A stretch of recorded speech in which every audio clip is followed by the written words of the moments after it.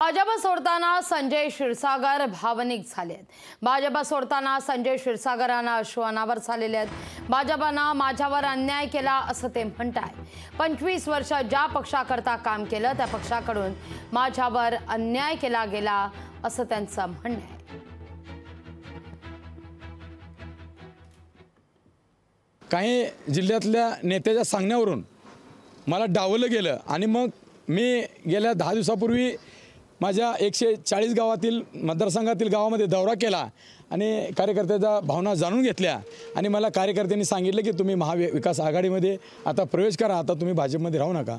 आणि म्हणून आता कठीण काळात आपण भाजपमध्ये काम केलं। आता सध्या भाजपमध्ये देशामध्ये अनेक लोक भाजपमध्ये आलेले आहेत। आता काय आपल्यासारख्या कार्यकर्त्याची भाजपला गरज उरलेली नाही आणि म्हणून मला कोणी विचारलं नाही। मी अनेक वेळा मुंबईला जाऊन पक्षश्रेष्ठीकडे माझ्या भावना मांडण्याचा प्रयत्न केला, परंतु मला भेटही दिली नाही। त्यामुळे अगदी हताश होऊन मी हा निर्णय घेतलेला आहे। 25 वर्ष काम केलं त्या पक्षाकडून माझ्यावर अन्याय झाला असं सांगत असतानाच आपली कैफियत मांडत असताना क्षीरसागर यांना अश्रू अनावर झाले आहेत।